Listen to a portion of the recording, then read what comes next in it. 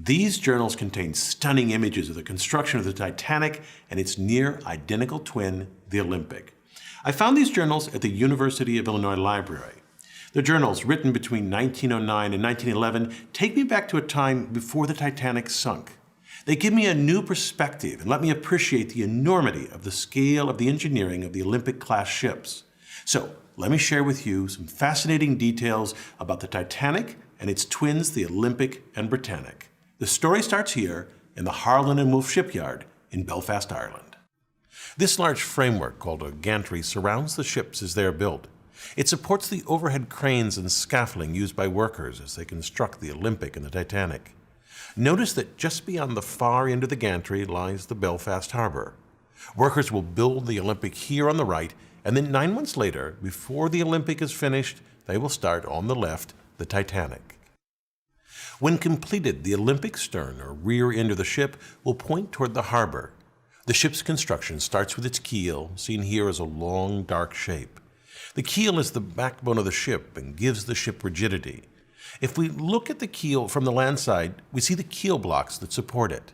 These wooden blocks, typically pine, separate the ship from the slip, the concrete floor of the gantry. Each keel block stands about 5 feet high, so this creates a space under the ship for workers to construct the ship. Workers build the ship outward from the keel. Here they construct the Olympic's double bottom. In pink, we see the framework that separates and supports the two bottoms of the ship. The second bottom is shown in orange. It's made of steel plates and is sometimes called the tank top because the double bottom contains 44 watertight tanks. Most of the tanks carried seawater used as ballast to balance and add weight to the ship, but some carried fresh water. In total, the double bottom carried over 5,000 tons of water, or about 1.5 million gallons. Once they finish the double bottom, workers erect the framing for the hull. From this view, we see the framing for the stern of the ship. It's what a worker would see standing on the tank top from the fore and looking toward the aft of the ship. That's where the harbor is. Looking closer, we see the rib-like structure on the start of the transverse frame of the ship. Workers rivet to this frame the hull, which will form the skin. So far, we've watched the Olympic's construction. In the gantry, that ship sits here in the background. In the foreground lies the keel of its twin, the Titanic.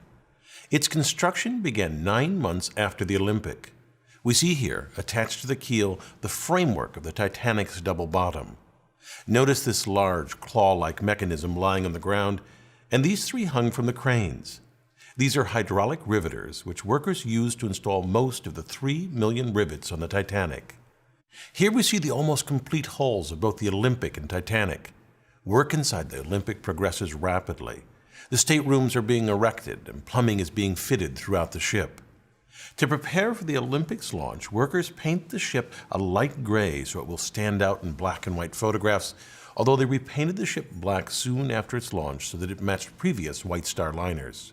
To ease the slide into the water, the slip was greased with 23 tons of tallow, oil, and soap. And then the order to release the ship was given, the hydraulic triggers were released, and the ship slid into the harbor, reaching a speed of 12.5 knots. Notice that the ship is launched backwards. There are many reasons for this, but among them is that the stern, the rear, is wider than the bow, so it is more buoyant. In a mere 62 seconds after launch, the Olympic was afloat. The moment the ship hit the water is its official launch date, although it was mostly empty. Here it weighs only about 27,000 tons and so rides high in the water. The draft, the vertical distance between the bottom of the ship and the surface of the water, is only 18 feet. After it is completely fitted, it will weigh nearly twice that, 52,000 tons. With that additional weight, the Olympic will drop until the water reaches the border painted on the hull, a draft of about 34 feet. The Olympic cannot move by itself, and so a tugboat tows it to the fitting out quay where a gigantic crane loads the ship. Here the crane lifts aboard a cylindrical boiler. The final fitting, including attaching the propellers, is done in dry dock. And then, once everything is in place, the Olympic is ready for the sea. 7 months after this launch, the Titanic was launched. I have from this journal a few photos of that event, but keep in mind the Olympic got the big press because it was first. The Titanic only becomes of more interest in retrospect. This photograph shows the twins, the Olympic and Titanic. Although built side by side, this was the last time they were photographed together. Less than a year after the launch of these two giant ships, one suffered a collision that ripped a gaping hole in its side. That ship was, of course, the Olympic. In September of 1911, the Olympic departed the port of Southampton, England, sailing toward the Isle of Wight. The Olympic turned into the Solent Strait and passed a British warship, the HMS Hawke. The Hawke's commander was surprised by the Olympic's wide turn, but he managed to take a safe position behind and to the right of the Olympic. The Hawke then increased its speed to pass the Olympic, but the Olympic's wake sucked the Hawke inward rapidly. The Hawke tore a large hole in the Olympic, and below its waterline, the damage was even greater. The bow of the Hawke was completely smashed in.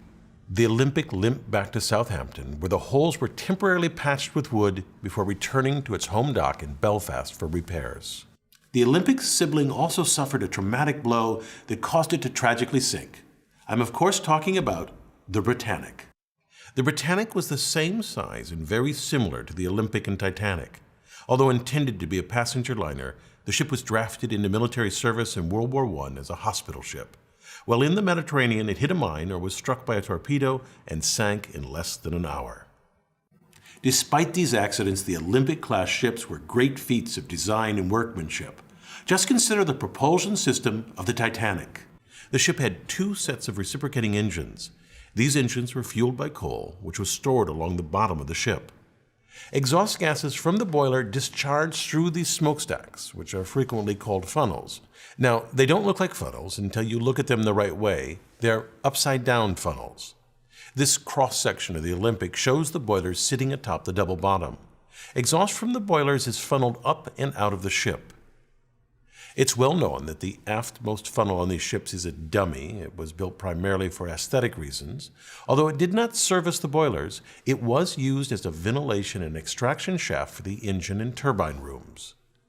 The Titanic needed 4,000 tons of coal for a transatlantic trip, which took 24 hours to shovel into the bunkers. Here, in this photo of the SS Minnehaha, coal is being loaded into coal ports on the side of the hull. Loading coal into the Titanic worked much the same way. This loading left streaks of coal dust on the hull, and so nearly all ocean liners at the time were painted black to help hide these traces of coal. After the advent of oil-fueled ships, lighter colors became more popular. As the Titanic crossed the Atlantic, 650 tons of coal per day was shoveled into cylindrical boilers where it was burned to produce steam. These boilers were nearly 16 feet in diameter. This picture shows a single boiler. Notice the two workers beside it. The steam was piped to these reciprocating engines. The engines, when viewed from the front of the ship, look like this. The orange is the piston rod, and inside the cylindrical casing is the piston.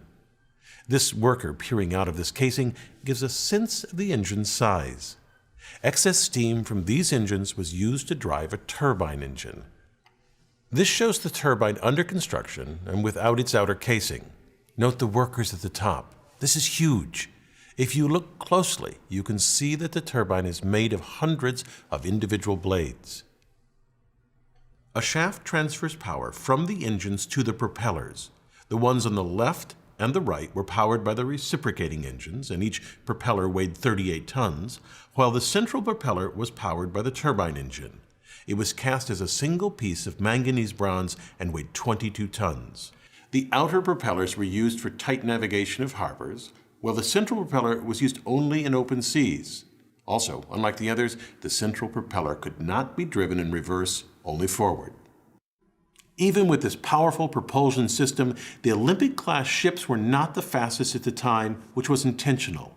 The White Star Line decided to focus on comfort and luxury over speed. It's clear that the lavishly decorated rooms on the Olympic and Titanic certainly made the passage more enjoyable, but there were some hidden design choices that made these ships the pinnacle of comfort for all classes of service. The ships were steered using these helical gears. Each ship had two sets of both the spur gears and the beveled gears. These massive gears are nearly 6 feet across, made of solid steel, and each weigh thousands of pounds. Notice the herringbone pattern on the teeth. This pattern allowed a tight engagement of the teeth and resulted in reduced vibration transmitted to the rest of the ship. Altogether, the gearing on the Titanic weighed about 7.5 tons. This very large structural piece is called the boss arms. These arms held the shafts of the outer propellers in place, and because of their size and strength, they reinforce the hull, which reduces panting. Panting occurs when variations in water pressure, say the crest versus the trough of the wave, flex the hull inward and outward. Less flexing results in less vibration felt by the passengers. These boss arms, also called shaft brackets, were fitted 20 feet apart at the very aft of the ship. While the Titanic and Britannic both had tragically short careers, the Olympic triumphed. In its lifetime, it made over 500 transatlantic journeys, carrying over 400,000 passengers and sailing 1.5 million miles. It even spent 4 years as a U.S.-Canadian troop transport during World War I, earning the nickname Old Reliable. After 24 years of service, the ship was decommissioned and scrapped for parts. The Olympic-class ships were absolute marvels of engineering. I hope it's for their revolutionary design rather than their failures that they're remembered. I'm Bill Hammack, the Engineer Guy. I thank my advanced viewers for their useful feedback on a draft of this video. If you'd like to be an advanced viewer, sign up at engineerguy.com/support. Thanks for watching.